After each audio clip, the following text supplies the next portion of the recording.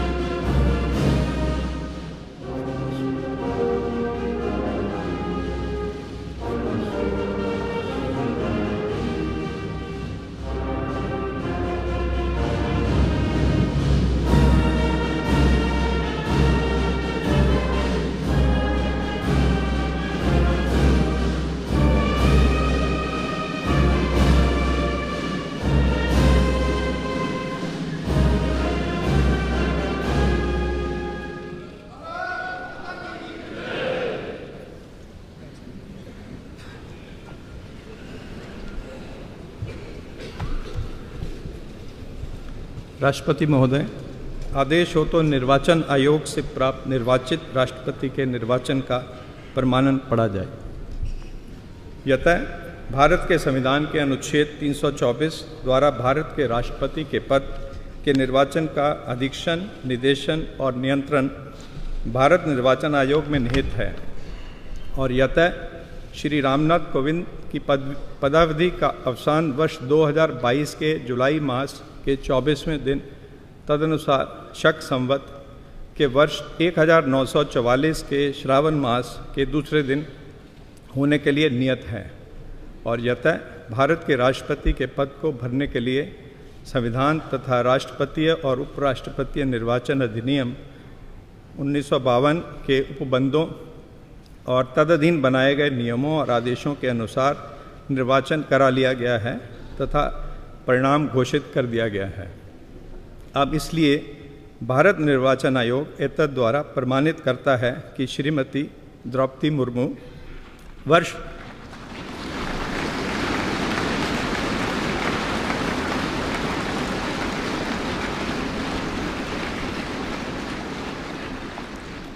2022 के जुलाई मास के 21वें दिन तदनुसार शक संवत के वर्ष 1944 के आषाढ़ मास के 30वें दिन भारत के राष्ट्रपति पद के लिए सम्यक रूप से निर्वाचित हो गई हैं।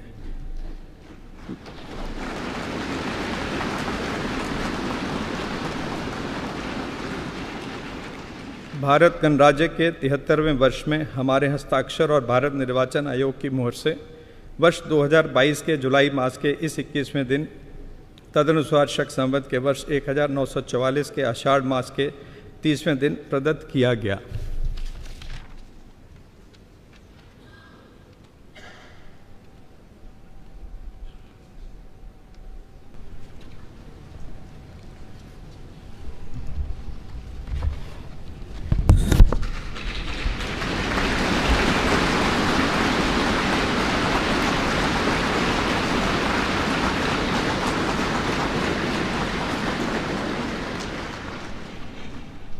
मैं द्रौपदी मुर्मू ईश्वर की शपथ लेता हूँ कि ईश्वर की शपथ लेती हूँ कि मैं श्रद्धापूर्वक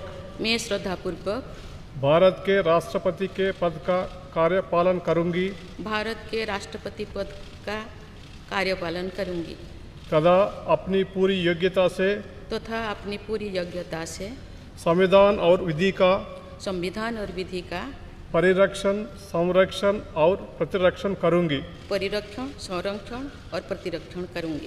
और मैं भारत की जनता की सेवा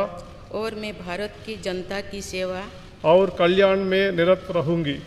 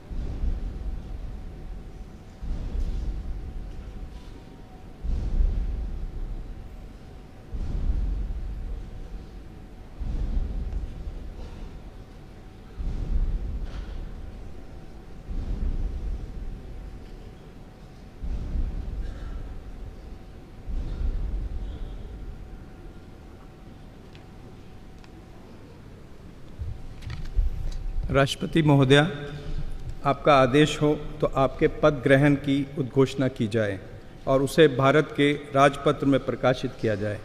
इसकी सूचना प्रमुख सेना केंद्रों तथा विदेश स्थित सभी भारतीय मिशनों, राज्य सरकारों तथा संघ शासित प्रदेशों क्षेत्रों के प्रशासकों को भेजी जाए। भारत सरकार के सभी मंत्रालयों और विभागों को भी सूचना तथा आवश्यक आदेश जारी करने हेतु भेजा जाए।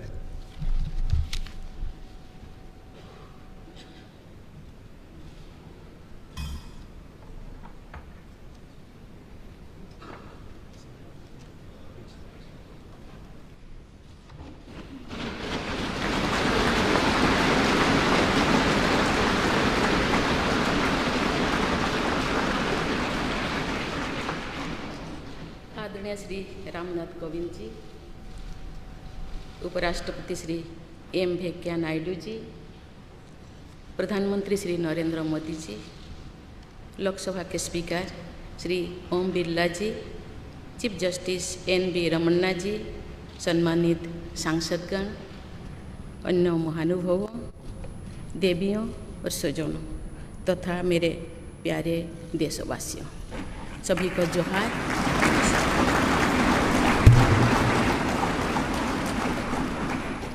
भारत के सर्वोच्च संवैधानिक पद पर निर्वाचित करने के लिए मैं सभी सांसदों और सभी विधानसभा सदस्यों का हार्दिक आभार व्यक्त करती हूँ।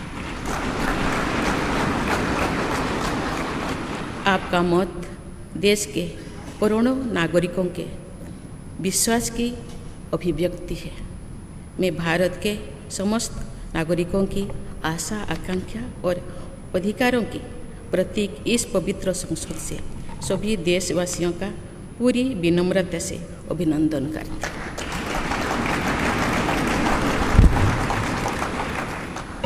आपकी आत्मीयता, आपका विश्वास और आपका सहयोग मेरे लिए इस नए दायित्व का निभाने में मेरी बहुत बड़ी ताकत रहेगी। मुझे राष्ट्रपति के रूप में देश ने एक ऐसे महत्वपूर्ण कालखंड में चुना है जब हम अपनी आज़ादी का अमृत महोत्सव मना रहे हैं।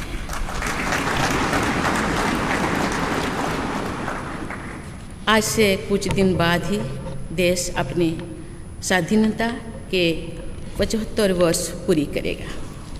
ये भी एक संयोग है कि जब देश अपनी आज़ादी के 50वें वर्ष का पर्व मना रहा था तभी मेरे राजनीतिक जीवन की शुरुआत हुई थी। और आज आज़ादी के 75वें वर्ष में मुझे ये नया दायित्व मिला है। ऐसे ऐतिहासिक समय में जब भारत अगले 25 वर्षों के विजन को हासिल करने के लिए पूरी ऊर्जा से जुटा हुआ है, मुझे ये जिम्मेदारी मिलना मेरा बहुत बड़ा सौभाग्य है। मैं देश की ऐसी पहली राष्ट्रपति भी हूँ जिसका जन्म आज़ाद भारत में हुआ है। हमारे स्वाधीनता सेनानियों ने आज़ाद हिंदुस्तान के हम नागरिकों से जो अपेक्षाएं की थी उनकी पूर्ति के लिए इस अमृत काल में हमें तेज गति से काम करना होगा। इन 25 वर्षों में अमृत काल की सिद्धि का रास्ता 2 पटरी पर आगे बढ़ेगा, सबका प्रयास और सबका कर्तव्य। भारत के उज्जवल भविष्य की नई विकास यात्रा हमें सबके प्रयास से करनी है, कर्तव्य पथ पर चलते हुए करनी ही है। कल यानी 26 जुलाई को कारगिल विजय दिवस भी है। ये दिन भारत की सेनाओं के शौर्य और संयम दोनों का ही प्रतीक है। मैं आज देश की सेनाओं को तथा देश के समस्त नागरिकों को कारगिल विजय दिवस की अग्रिम शुभकामनाएं देती हूँ।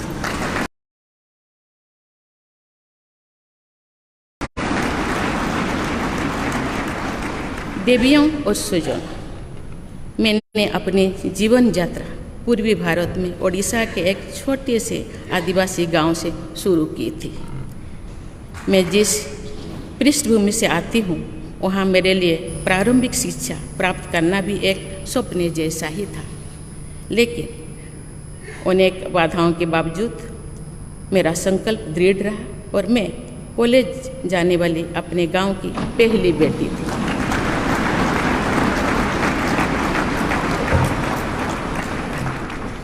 मैं जनजातीय समाज से हूँ और वार्ड काउंसिलर से लेकर भारत की राष्ट्रपति बनने तक का अवसर मुझे मिला है। ये लोकतंत्र की जननी भारतवर्ष की महानता है।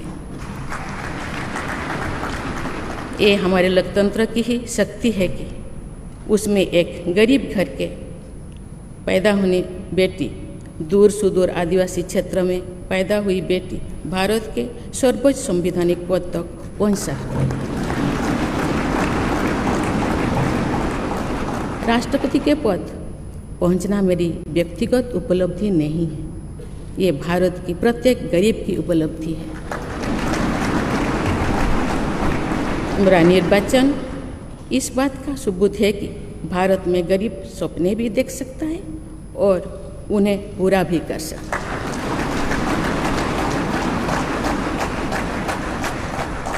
और ये मेरे लिए बहुत संतोष की बात है कि जो सदियों से वंचित रहे, जो जीवन विकास के लाभ से दूर रहे, वे गरीब, दलित, पिछड़े तथा आदिवासी मुझे ये अपना प्रतिबिंब देख सकते हैं।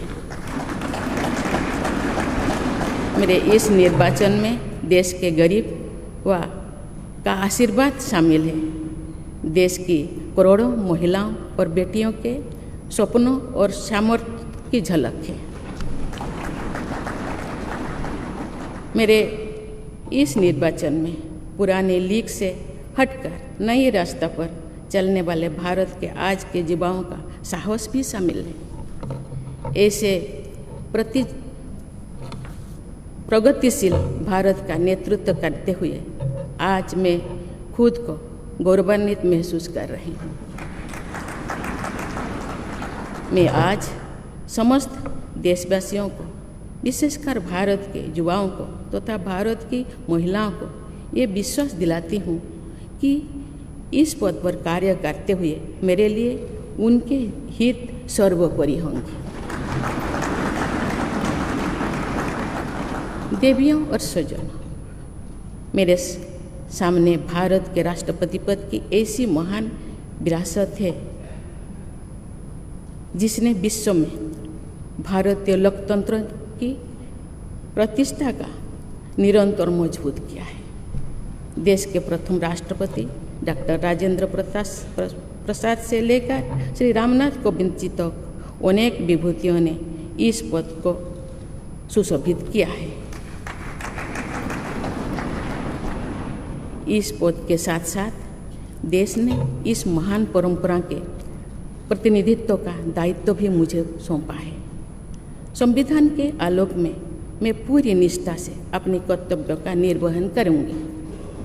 मेरे लिए भारत के लोकतांत्रिक सांस्कृतिक आदर्श और सभी देशवासी हमेशा मेरे ऊर्जा के स्रोत रहेंगे। देवियों और स्वजनों, हमारे संवैधानिक संग्राम में, स्वाधीनता संग्राम में एक राष्ट्र के तौर पर भारत की नई यात्रा की रूपरेखा तैयार की है। हमारा स्वाधीनता संग्राम उन संघर्षों और बलिदानों की अविरल धारा है जिसने आज़ाद भारत के लिए कितनी ही आदर्शों और संभावनाओं की सिंचा था। पूज्य बापू ने हमें स्वराज, स्वदेशी, स्वच्छता और सत्याग्रह द्वारा भारत के सांस्कृतिक आदर्शों की स्थापना का मार्ग दिखाया था। नेताजी सुभाष चंद्र बोस, नेहरू जी, सरदार पटेल, बाबा साहेब अम्बेडकर, भगत सिंह, सुखदेव, राजगुरु, चंद्रशेखर आज़ाद जैसे अनगिनत स्वाधीनता सेनानियों ने हमें राष्ट्र की स्वाभिमान को सर्वोपरि रखने की शिक्षा दी थी। रानी लक्ष्मीबाई, रानी वेलु नाचियार, रानी गाईदिन्लु और रानी चेन्निमा जैसी अनेकों वीरांगनाओं ने राष्ट्र इच्छा और राष्ट्र निर्माण में नारी शक्ति की भूमिका को नई ऊर्जा दी है और सशक्त किया। सामाजिक उत्थान एवं देश प्रेम के लिए धरती आबा भगवान बिरसा मुंडा जी के बलिदान से हमें प्रेरणा मिली थी। मुझे खुशी है कि आज़ादी की लड़ाई में जनजातीय समुदाय के योगदान को समर्पित अनेक म्यूजियम देश भर में बनवाया जा रहा है। देवियों और स्वजनों, एक संसदीय लोकतंत्र के रूप में 75 वर्ष में भारत ने प्रगति के संकल्प को सहभागिता एवं सर्वसम्मति से आगे बढ़ाया है। विविधताओं से भरे अपने देश में हम अनेक भाषा, धर्म, संप्रदाय, खान पान, रहन सहन, रीति रिवाजों का अपनाते हुए एक भारत श्रेष्ठ भारत के निर्माण में सक्रिय है। आज़ादी के 75वें वर्ष के अवसर पर आया है अमृतकाल। भारत के लिए नए संकल्पों का कालखंड है। आज मैं इस नए युग के स्वागत में अपने देश को नई सोच के साथ तत्पर और तैयार देख रही हूँ। भारत और हर क्षेत्र में विकास का नया अध्याय जोड़ रहा है। कोरोना महामारी के वैश्विक संकट का सामना करने में भारत ने जिस तरह का सामर्थ्य दिखाया है, उसने पूरे विश्व में भारत की साख बढ़ाया है।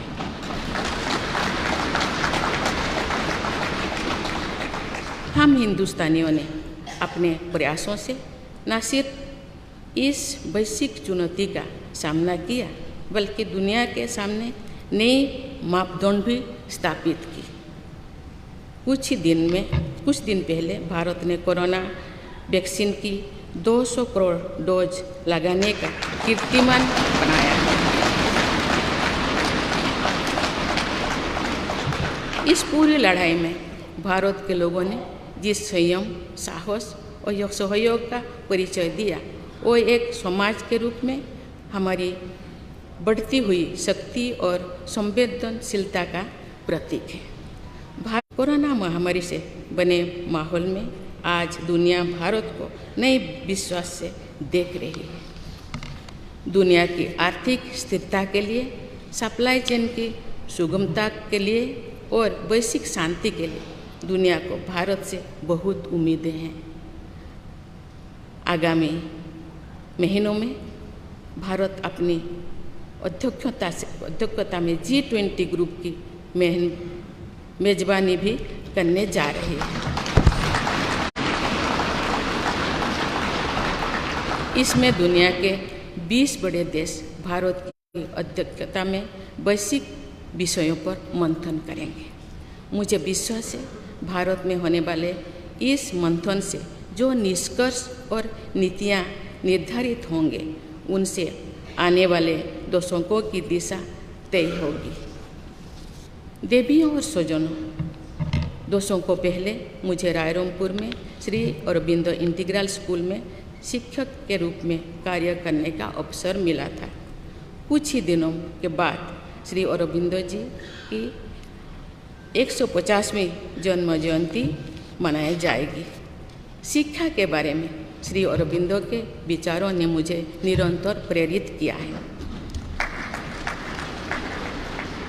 जन प्रतिनिधि के रूप में विभिन्न पदों पर कार्य करते हुए और फिर राज्यपाल के रूप में भी मेरा शिक्षण संस्थानों के साथ सक्रिय जुड़ाव रहा है। मैंने देश के युवाओं के उत्साह और आत्मबल को करीब से देखा है।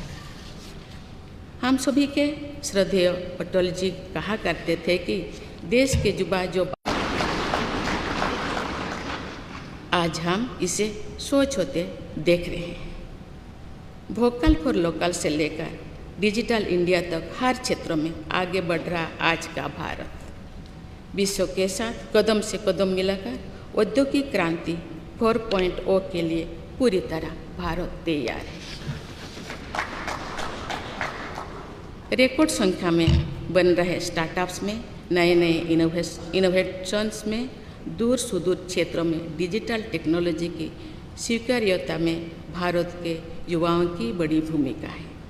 बीती वर्षों में भारत ने जिस तरह महिला सशक्तिकरण के लिए निर्णय लिए हैं, नीतियाँ बनाई गई है, इससे भी देश में एक नई शक्ति का संचार हुआ है।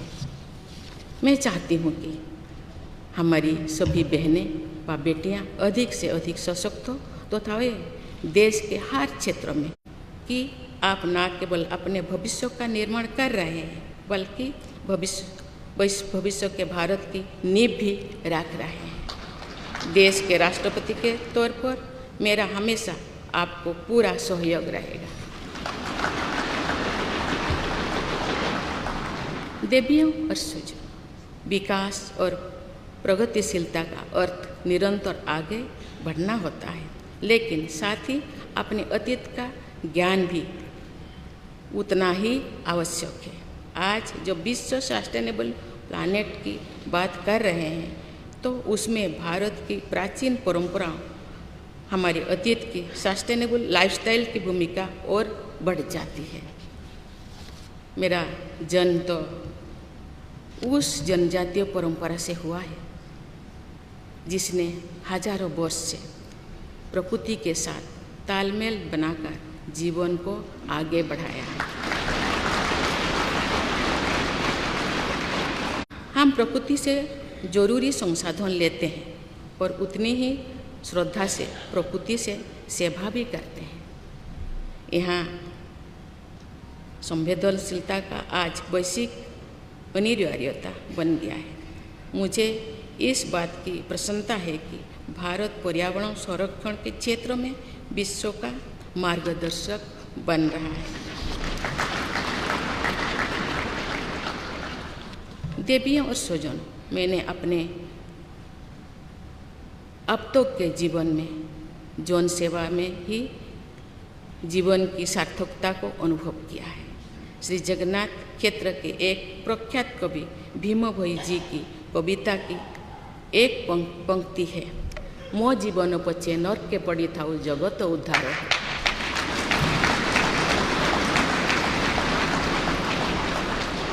अर्थात अपने जीवन के हित और हित से बड़ा जगत कल्याण के लिए कार्य करना होता है। जगत कल्याण की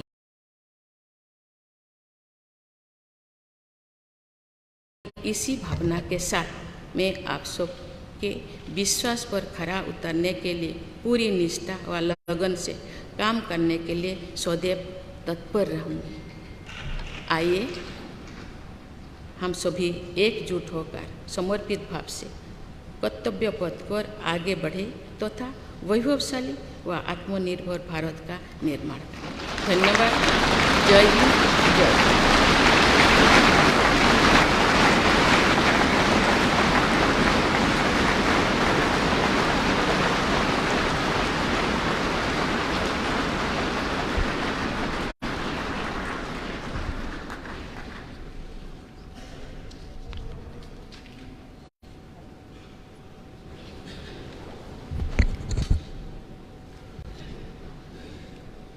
Honorable President, Srimati Draupadi Murmu ji, respected Sri Ramnath Kovind ji, Prime Minister Sri Narendra Bhai Modi ji, Speaker of Lok Sabha Sri Om Birla ji, Chief Justice of India Sri N.V. Ramana ji, respected parliamentarians, other dignitaries, brothers and sisters, and my dear fellow citizens, Namaskar.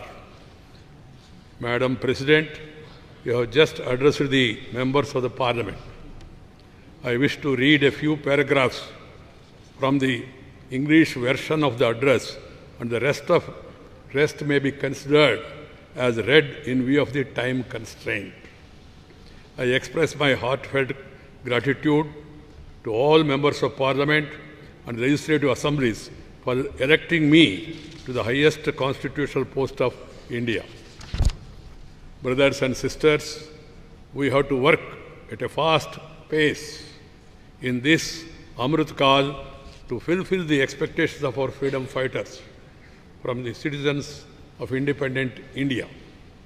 In these 25 years, the path to attain the goals of Amrit Kal will proceed on two tracks, Sabka Prayas or Sabka Kartavya, everyone's efforts and everyone's duty. The new development journey towards the bright future of India has to be undertaken by our collective efforts, following the path of worry and the restraint of the Indian armed forces. Today, I extend my best wishes in advance to the armed forces of the country and to all the citizens of India. Brothers and sisters, growth and progress mean continuously marching ahead, but equally important is awareness about one's past. Today, when the world is talking about sustainable planet, the role of India's ancient traditions and sustainable lifestyle becomes more important. I was born in the tribal tradition which has lived in harmony with the nature for thousands of years. I have realized the importance of forests and water bodies in my life. We take necessary resources from nature and serve nature with equal reverence. This sensitivity has become a global. Brothers and sisters, in my life so far, I have realized the meaning of life only through public service. There is a line from the poem of Bhim Bhoi Ji, a famous poet of Sri Jagannath Kshetra. Mo jibana bacche, narke paditav, jagata uddar hev. That is, working for the welfare of the world is far greater than one's own interest. with full devotion and dedication to live up to the trust you all have reposed in me. Let us all unite and move forward on the path of duty with a dedicated spirit to build a glorious and self-reliant India. Thank you.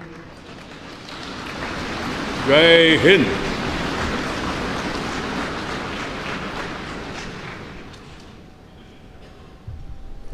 राष्ट्रपति महोदया, आपकी आज्ञा हो तो समारोह की कार्यवाही